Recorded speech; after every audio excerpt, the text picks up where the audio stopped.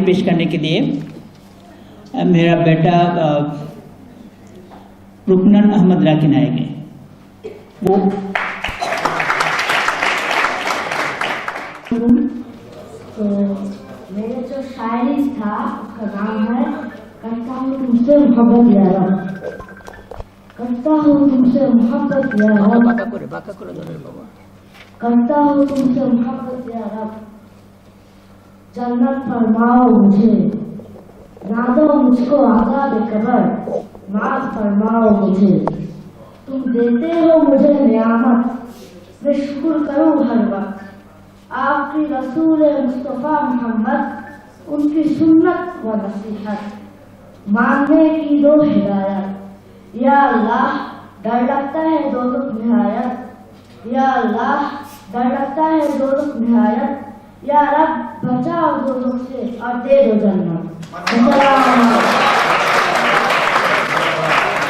इस वक्त 12 साल है और 3 साल पहले जब इसकी उम्र 9 साल था, उसी वक्त अहमद इलियास साहब जो बांग्लादेश में उर्दू के बहुत बड़े शायर हैं, वो भी हाजिर थे। उन लोगों के सामने वो भी पहला शायरी पेश किया था,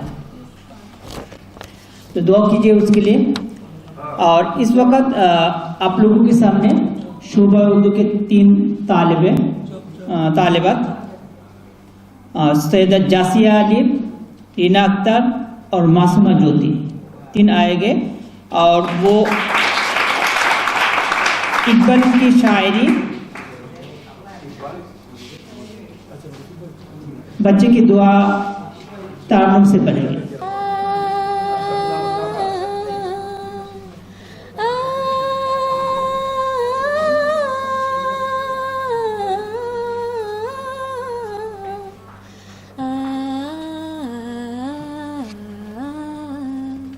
लब पे आती है दुआ बन के तमन्ना मेरी, लब पे आती है दुआ बन के तमन्ना मेरी।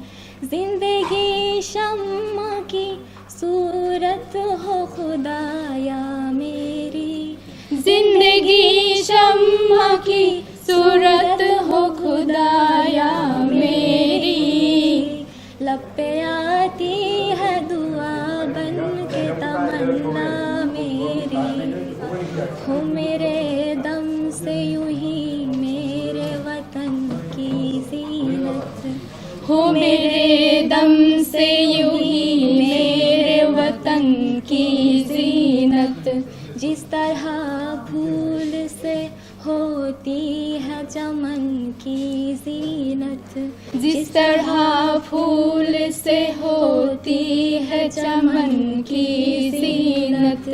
जिंदगी हो मेरी परवाने की सूरत या रब, जिंदगी हो मेरी परवाने की सूरत या रब।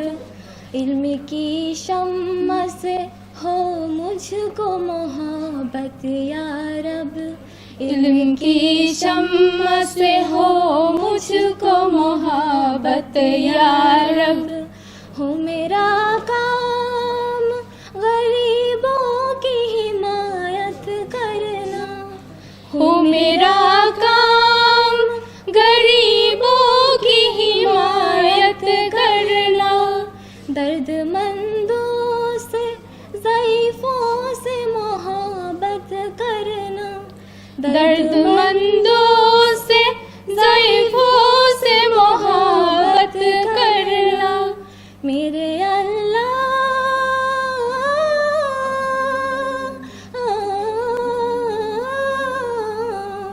मेरे अल्लाह बुराई से बचाना मुझको, नेक जो राह हो उस राह पे चलाना मुझको।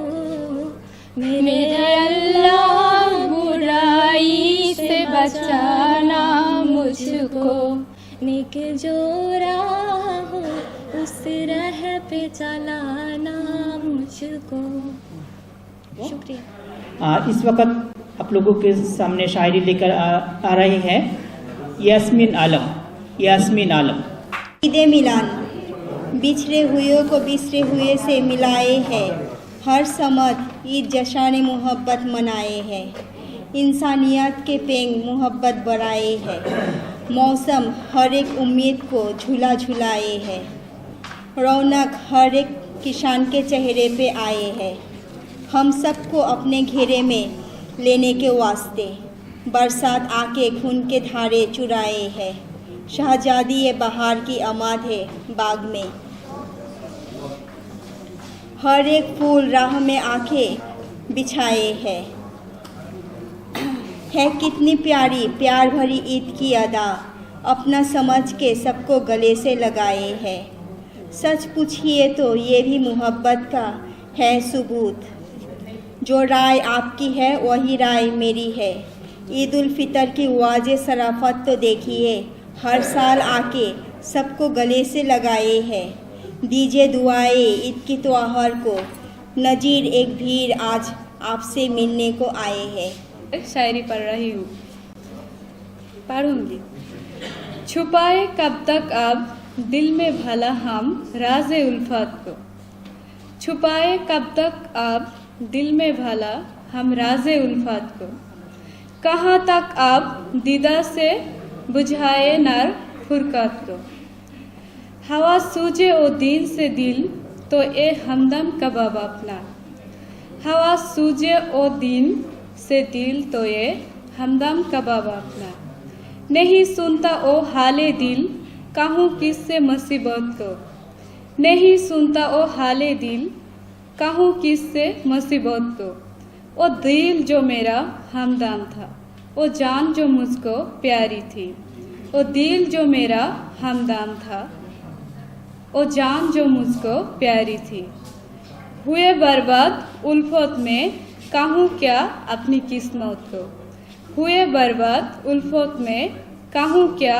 अपनी किस्मत को, पुख्ता है लहू दिल का पड़े नासुर आँखों में, बताए चरागीर क्योंकि मैं रूह को ऐसी रूकत को, यह ए हाल है मेरा ओहा ओ बुत रकीबू से, यह ए हाल है मेरा ओहा बुत रकीबू से, गले मिलता है हंस हंस कर कहूँ क्या इस सारा रात को, गले मिलता है हंस हंस कर कहूँ क्या इस सारा रात को, अरे उबे मुर्दा थे बेअफा बेरहम बेपर्दा बेपरवाह, अरे अबे मुर्दा थे बेअफा बेरहम बेपरवाह, ना उतर एहसान पर इतना ना भूल इस नाला की चाहत को, हुआ है ना तू उन ओ खस्ता शाही तेरी फुरकत में, लगा कर अब गले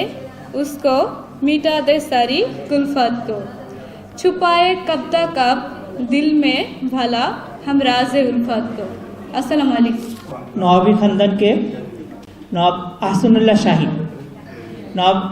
शाहिद की शायरी पढ़ेगी शोभा उर्दू की रीना अख्तर।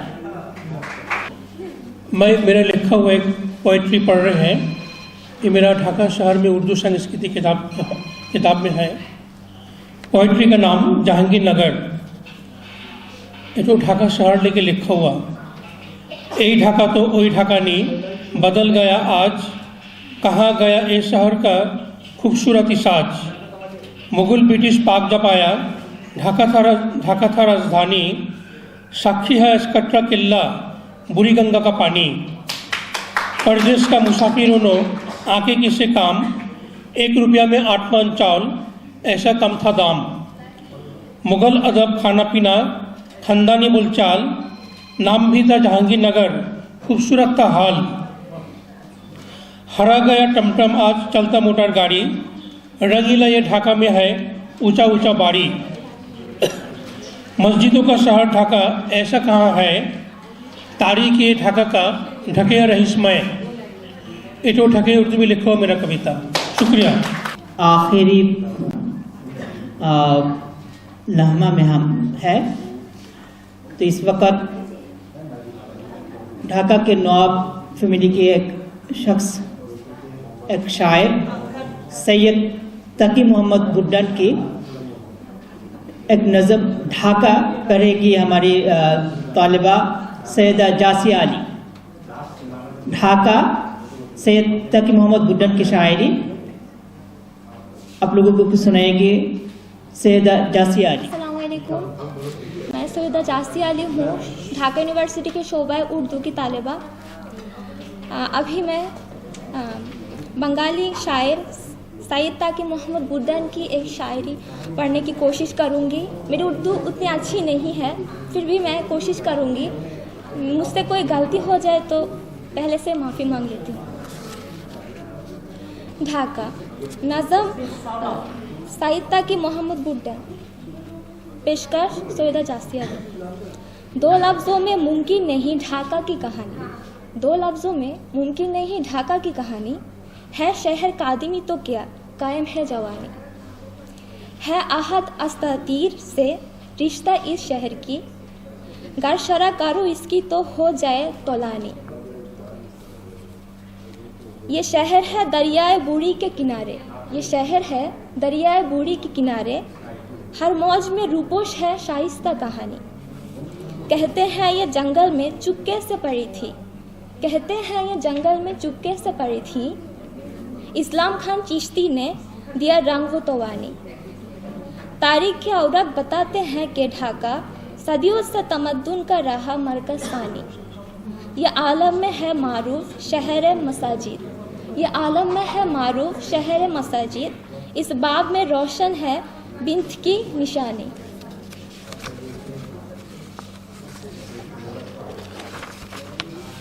उससे कहने को तो ताकि कहता हूँ जोग हूँ से, शायर हूँ निमटा नहीं रंग बयानी। जुमलों में शायरी पेश करेगी सादिया अरमान। सादिया अरमान अब याद नहीं रहते हैं कभी अपनी नज़में और इशार। बस मुझे यानी कि एक शेर ज़रूर याद रहता है अपना हमेशा। वो मैंने तब लिखा था जब मैं 11th में थी। तो ये अर्ज़ है कि उफ ये मदहोशी और ये आहोश प्यार का, उफ ये मदहोशी और ये आहोश प्यार का। होश तब आया जब खंजर दिल के पार। मुशायरा के आखिरी शायर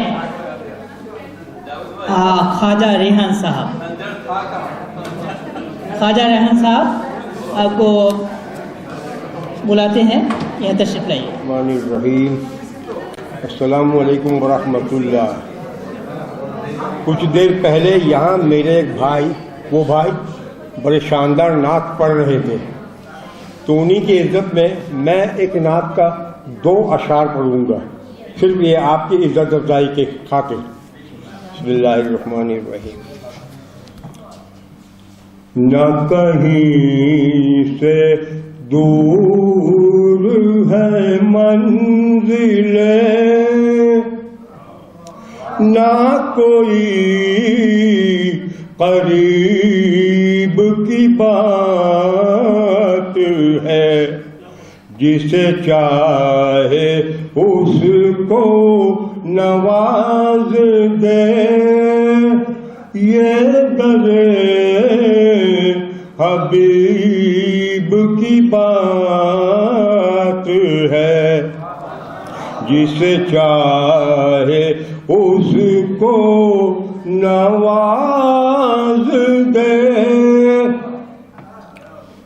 मैं बुरोस्त लाख बुरा सही, मगर उनसे है मेरा वास्ता।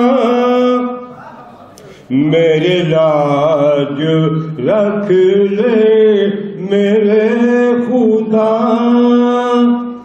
मेरी लाज रख ले मेरे खुदा। ये तेरे हबीब की बात है, न कहीं से दूर है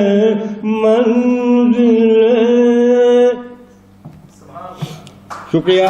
हमने एक ही अशार पढ़ा, क्या वक्त की किल्लत है यहाँ, और आपकी खिदमत में अब छोटा सा एक गज़ल पेश करने जा रहा हूँ, जो जिससे पहले आप लोगों को ये बता देना चाहता हूँ, जिस तरह से आज हम सब यहाँ हाजिर हुए हैं, मेरा जावेद भाई, मेरा नज़ीर भाई, ये लोग का पुकार में हम लोगों को अभी तक कोई एहसास ही नहीं है ढकैया ज़बान क्या होती है, ढकैया उर्दू क्या होती है। ये इन लोगों के बतुफैल, इन लोगों के बदौलत हम लोग को जानने में आ रहा है।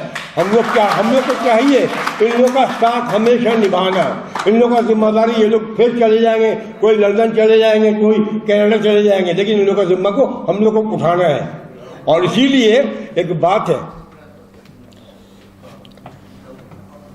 आप फिर से मुझे छोड़ के जाने के लिए रंजिश ही दिल ही दुखाने के लिए रंजिश सही। किस किस को बताएंगे जुदाई का सबब हम, किस को बताएंगे जुदाई का सबब हम। तू मुझसे खफा है तो ज़माने के लिए रंजिश सही। आप फिर से मुझे छोड़ के जाने के लिए रंजिश सही।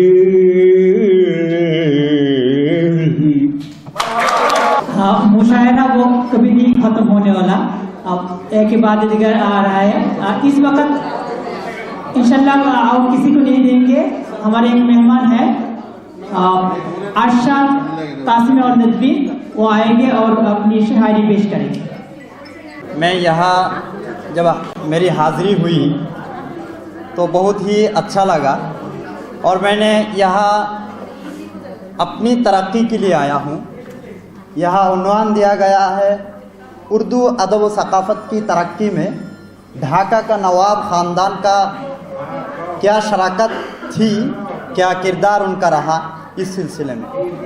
तो अल्हम्दुलिल्लाह मैंने जिस गर्ज से यहाँ हाज़िर होने का जो सआदत मुझे मिली है, इसका शुक्रिया मैं नज़ीरुद्दीन साहब ढाकैया, जिनसे हमारा राब्ता हुआ है ऑनलाइन के ज़रिए से, उन्होंने मुझे दावत भेजे हैं, ये उनका करम है, वो हम पर करम फरमा है, इसलिए उनका शुक्रिया अदा करते हैं और आप लोग सभी का मैं शुक्रिया अदा करते हैं। दूसरी बात, मैं एक एहसास आपके सामने पेश करना चाहूँगा। हमने जो इस सरज़मीन में, जो इस इदारे में जो दानिशगाह है, हमारे मुल्क के इस वतन अज़ीज़ के सबसे बड़ा दानिशगाह ये है ढाका यूनिवर्सिटी। ये ढाका यूनिवर्सिटी, यहाँ जो उन्वान दिया गया है नवाब ख़ानदान का शराकत, उनका क्या किरदार रहा, सबसे बड़ी दलील तो ये है कि उन्होंने ये अजीम जो दानिशगाह है हमारे वतन के लिए, हमारे अहले वतन के लिए, वतन अज़ीज़ के लिए, मुसलमानों के लिए और इल्म के लिए उन्होंने ढाका जैसी इदारा, ढाका जैसी यूनिवर्सिटी हमें तोहफे में दिए हैं। ये उनका सबसे बड़ा किरदार है, सबसे बड़ा शराकत है। दूसरी बात ये है कि उन्होंने हमारे जो एक मेहमान थे, उन्होंने बताए हैं कि 600 एकड़ ज़मीन उन्होंने ढाके के लिए दिए हैं। एक तो मजहबी है, जो हम जिसको धर्म कहते हैं, मजहब और आइन, हमारे यहाँ आइंदा मौजूद है बैरिस्टर साहिबा यहाँ मौजूद है, उन्होंने बताई हैं और बता भी सकेंगी कि मजहबी एतबार से और आइनी एतबार से, दोनों एतबार से ये जो यूनिवर्सिटी है ये बिल्कुल ये मुसलमानों का असासा है, मुसलमानों की ये दौलत है। और इसमें हमारा एक मैं माफ़ी मांगता हूँ आप लोगों से, माफ़ कर देंगे।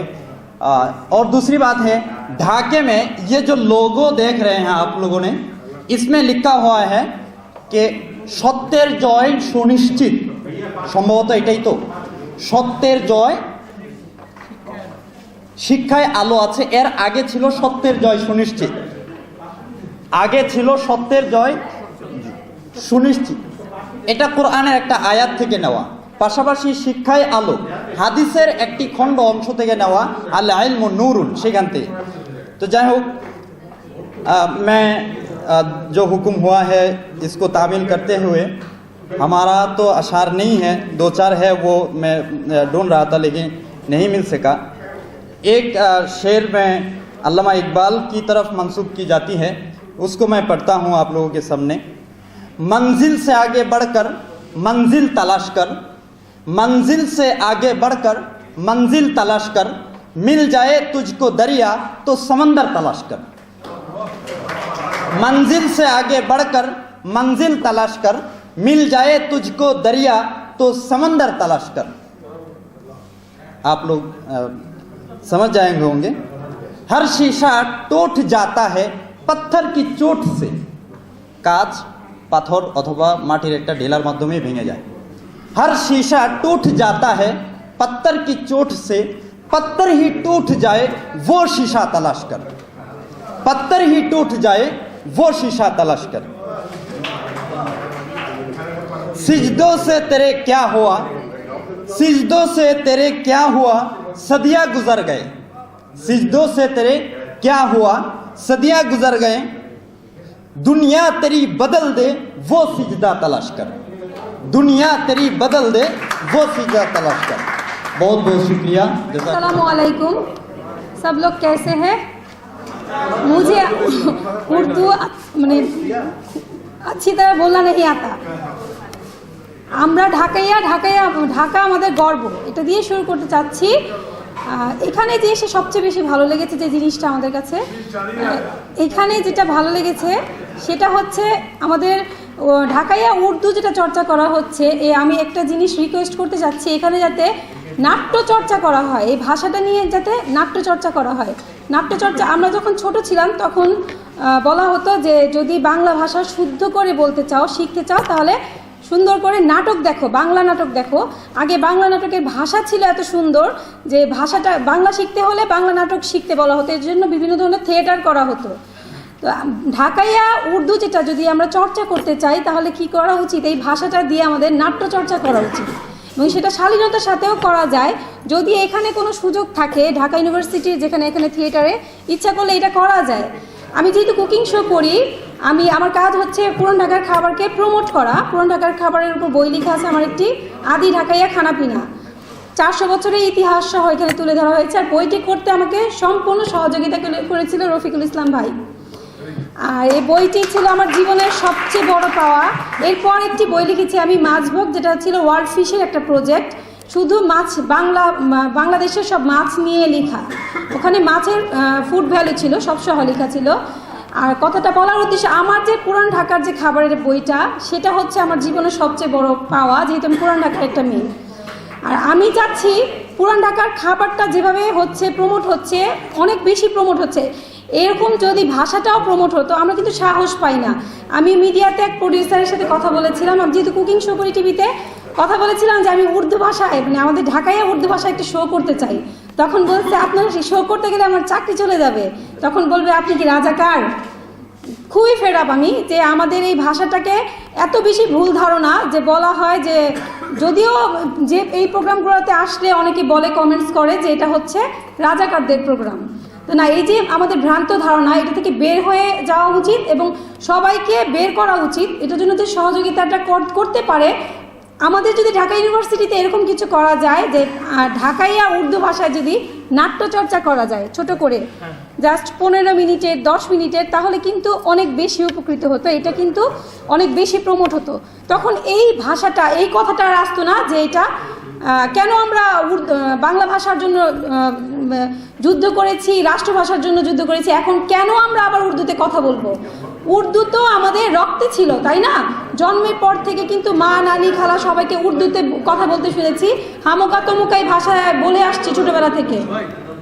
এখন যেটা হয়েছে, যেমন আমি যখন ছোট ছিলাম আমার বাবা বলতে দিত না, না মেয়েকে শুদ্ধ বাংলায় কথা বলো, একটা ভ্রান্ত ধারণা ছিল যে থাক উর্দুতে কথা বলার দরকার নাই, পড়াশোনা করবে, ওকে উর্দু শিখাবো না। যেহেতু আমি বাবার একমাত্র মেয়ে ছিলাম, আমার বাবা আমাকে উর্দু কথা বলতে দিবে না। আমার খুব শখ লাগতো, আম্মু, মা, নানি সবাই বলতো, সবাই বলে, বাট আমি বলতে পারতাম না। আব্বু বলছে না তুমি বাংলা ভাষায় কথা বলো, বলার দরকার নেই। আমার বাবার মধ্যে একটা ভ্রান্ত ধারণা ছিল, থাক দরকার নাই, বাংলায় কথা বলো। তা সবাই বাসায় উর্দু কথা বলে, বাট আমি বাংলায় কথা বলতাম। কিন্তু আমি একটা সময় নানিদের সাথে, নানি, মা, খালা সবার সাথে অল্প অল্প করে বলতে শিখছি, হামুকা তমুকা, মানে যতটুকু পারি আমাদের যে ভাষাটা অতটুকু বলতে পারি, এর থেকে বেশি শুদ্ধভাবে বলতে পারি না, কারণ ছোটবেলা থেকে চর্চাটা করা হয়নি। এখন যে জেনারেশন, এখন এই জেনারেশনে কিন্তু আরও বেশি চর্চা করা হয় না, আমরা কিন্তু শিখাই না আমাদের বাচ্চাদের। কারণ হচ্ছে তখন উর্দুতে কথা বললে বলবে যে আমরা রাষ্ট্রভাষার জন্য যুদ্ধ করেছি, এখন কেন আমরা উর্দুতে কথা বলবো? কেউই মেনে নিতে চায় না। এখন মানুষের মধ্যে একটা ভুল ধারণা রয়ে গেছে। আর এই যে ঢাকাইয়া উর্দু, এটার মধ্যেও কনফিউশন, কেউ বলে সুভাষী ভাষা, কেউ বলে যে ঢাকাইয়া উর্দু। এই কনফিউশনটা দূর করার জন্য আমি রিকোয়েস্ট করছি ঢাকা ইউনিভার্সিটির এই বিভাগে যে আছে উনাকে আমি রিকোয়েস্ট করব যে এমন কিছু করা উচিত যাতে এই ভ্রান্ত ধারণাগুলো দূর হয়ে যায়। এটার জন্য আমাদের ফেসবুকের মাধ্যমে আমাদের এই হেল্পটা নিতে হবে। যদি আমরা কোনো ফেসবুক পেজের মানে হেল্প নিতে পারি, ফেসবুক পেজ থেকে যদি আমরা এটা মানুষের মাধ্যমে ইনফরমেশনটা দিতে পারি কারো মাধ্যমে, যে আমাদের এই ঢাকার যে আমাদের উর্দুটা, এটা হচ্ছে আমাদের গর্ব, আমাদের নারীর টানে বলা হচ্ছে, সবাই সব ভাষায় কথা বলতে পারছে। এত বড় ইন্ডিয়াতে প্রতিটা প্রদেশে আলাদা আলাদা ভাষা, তাদের কোনো মাথা ব্যথা নাই, কিন্তু আমাদের ঢাকার মধ্যেই মাথা ব্যথা। ঢাকার মধ্যেই 10টা গ্রুপ, তারাই বিভিন্ন ধরনের কনফিউশন তৈরি করছে। এই কনফিউশনগুলো যাতে দূর করা যায় এমন কিছু করা উচিত। আর হচ্ছে যেটা হচ্ছে সবচেয়ে বড় দরকার, নাট্যচর্চা। যদি ছোট ছোট করে 5 মিনিটের কন্টেন্ট তৈরি করে ফেসবুকে ছাড়া হয় যে এই ঢাকাইয়া উর্দুটাকে প্রমোট করার জন্য, তাহলে কিন্তু অনেক বেশি প্লাস পয়েন্ট হবে। এর থেকে বেশি সহজ উপায় আমি মনে করি না আর কোনোটা হবে। তো সবাই দোয়া করবেন যাতে আমরা মিলেমিশে কাজ করতে পারি, ঢাকাইয়া খাবারের পাশাপাশি যাতে এই যে ভাষাটাকে যাতে আমরা চর্চা করতে পারি, আমাদের নেক্সট জেনারেশনকে যাতে আমরা দিতে পারি। এই জিনিসটা যদি আমরা এগিয়ে যেতে পারি তাহলে কিন্তু আমাদের সবার জন্যই ভালো হবে। আসলে আমরা যারা ঢাকার তারা তো কাসিদা জানি, আমাদের ছোট ভাইরা যারা জানে না তাদেরকে একটু আমি ভূমিকাটা দেই। পবিত্র মাহে রমজান মাসে এই ঢাকা শহরে আমাদের মতো, আমিও ছিলাম ওই সময় একজন সদস্য, গান গেয়ে গিয়ে মানুষদেরকে রমজান মাসে জাগরণ অর্থাৎ তুলতাম, অর্থাৎ তোমরা সেহরি খাওয়ার জন্য উঠো। তো এই গানগুলো বেসিক্যালি ওটাকে কাসিদা বলা হয়, এবং ওগুলো ভালো ভালো এই কাসিদার লেখক ছিলেন, এবং তারা বেশিরভাগই আমার মনে হয় ওই বিহার, দিল্লি এগুলোর ওইখানকারই মানুষ ছিল। আমরা তাদের কাছে যাইতাম, গিয়ে লেখায় নিয়ে আসতাম, তাদেরকে বলা হতো কালাম। এরকম একটা কবিতা আমার ছোটোবেলার, আমি তখন হার্ডলি হয়তো 15 বছর আমার বয়স হবে। তো ওই কাসিদার আমার 2টা লাইন এখনো মনে আছে, তা আপনাদের খেদমতে আমি এটা পাঠ করে শোনাচ্ছি। উঠো রোজেদারো मोहम्मद के प्यारो, सेहर हो रही है, खुदा को पुकारो। उठो रोजेदारो मोहम्मद के प्यारो, सेहर हो रही है, खुदा को पुकारो। महीना कहीं ये यूं ही टल न जाए, तरावी के मंजर और कुरान की सदाए।